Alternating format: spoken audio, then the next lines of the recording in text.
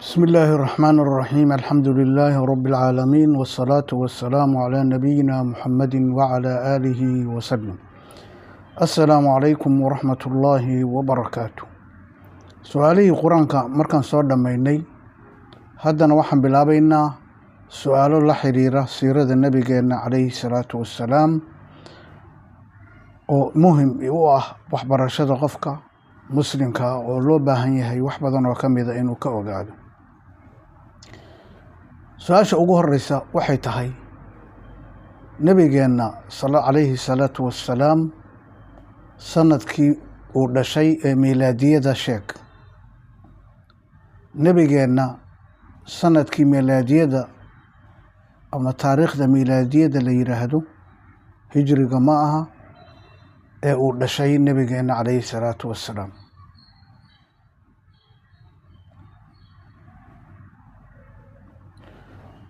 nabigeennu wuxuu dhashay calayhi salaatu wassalaam sanadkii 675 dhalashadii nebi ciise ka bacdi. 675 markay taariikhda miilaadiyadu ay ahayd. 2 waxaa sheegtaa aabbaha, hooyada iyo awoowaha nebigeenna calayhi salaatu wassalaam. waxaad sheegtaa aabbaha, hooyada iyo awoowaha nebigeenna calayhi salaatu wassalaam.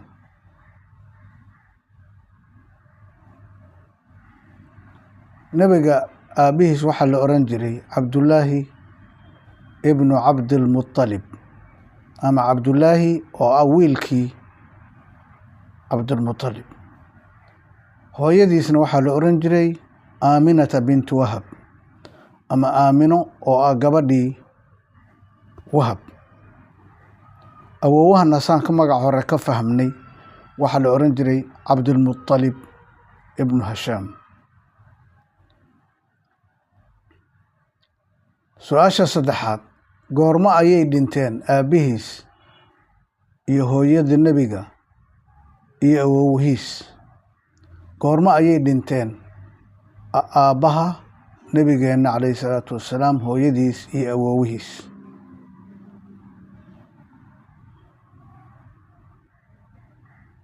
nebiga calayhi salaatu wassalaam aabbihiis wuxuu dhintay isagoo caloosha ku jira. hooyadiisna waxay dhimatay isagoo 6 sano jira. awoowihiisna wuxuu dhintay isagoo 8 sano jira. marka nebigu wuxuu ahaa yatiimul abaweyn, nin yatiima oo haddana rajo ah.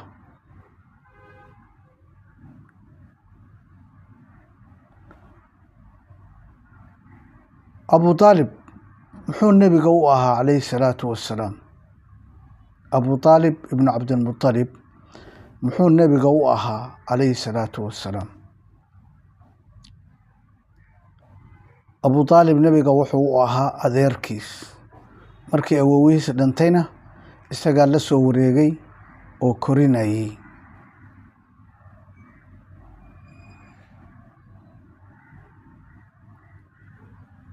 abu aalib diintee buu ku dhintay? su-aasha shanaad, abu aalib diintee buu ku dhintay? isagoo ku dhegan diintee buu ku dhintay?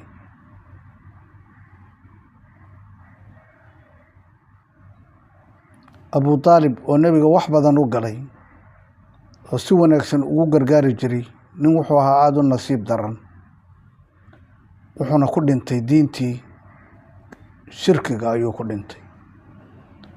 waxaana ku soo degay sha'nigiisa innaka laa tahdii man axbabta walaakina allaha yahdii man yashaa. nebi maxamedow, adigu qofkaa rabtid ma hanuunin kartid, laakiin ilaahay baa kuu doono hanuuninaya.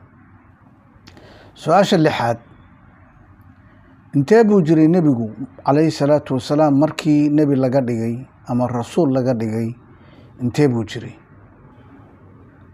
intee sano ayuu nebigu jiray markii lasoo diray oo nebi iyo rasuul laga dhigay?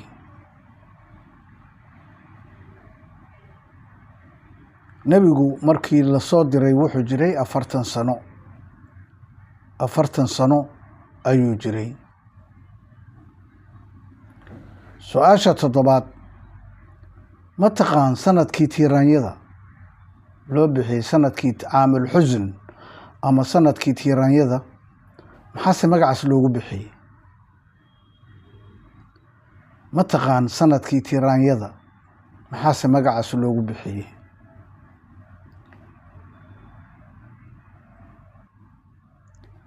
sanadkii tobnaad oo nebiga markii nebi laga dhigay ka soo wareegtay 10 sannadood ayaa waxaa dhintay 2 qof oo nebiga tiir u ahaa calayhi salaatu wassalaam oo ahaa khadiija bintu khuwaylid oo xaaskiisii ugu horreeyey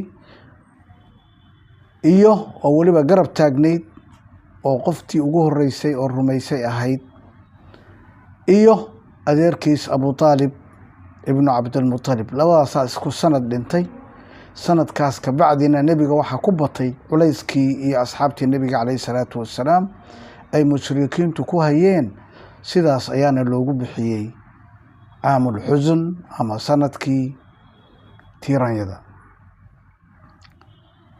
8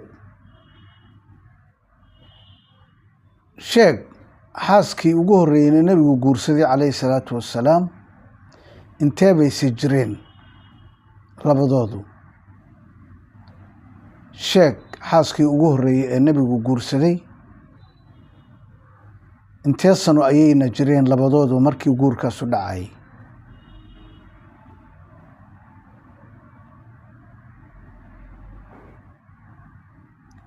nebiga xaaskiisii ugu horreeyey waxaa la oran jiray khadiija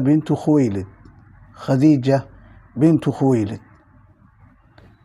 waxaa la sheegaa inay 40 sano jirtay isaguna uu 25 sano jiray laakiinse sida xoogga badan oo markii aan waxbaaray ogaaday waxay jirtay ilaa 28 sano maxaana lagu cileeyey ilmaha nebiga 6 ka mid ah waxaa dhashay iyada 6daas marka 40 ka bacdi inay dhasho xoogaa waa shay aad iyo aad u adag marka saas awgeed ayaa waxaa la leeyahay cimrigeedu 40 waa ka yaraa oo 28 sano ayay jirtay nebigu laakiin 25 sano ayuu jiray 9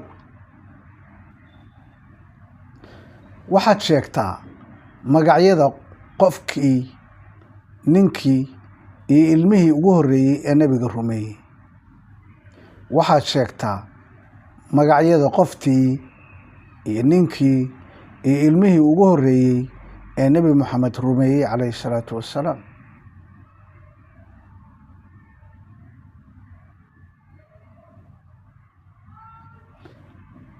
qoftii ugu horreysay oo rumaysay nebiga waxay ahayd khadiija bintu khuwaylid xaaskiisa ninkii ugu horreeyena wuxuu noqday abubakar asidiiq radia allaahu canhum jamiican ilmihii ugu horreeyey oo rumeeyena oon weli qaangaarinna wuxuu ahaa caliyu bnu abi aalib ama cali bnu abi aalib 3daa qof ayaa ugu horreeyey qof dumara nin iyo ilmo yar oo nebiga rumeeyey calayhi salaatu wassalaam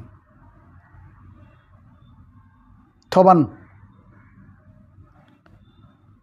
waxaad sheegtaa 13 sano oo nebigu maka joogay waxa ugu weyn oo dadka ugu yeerayay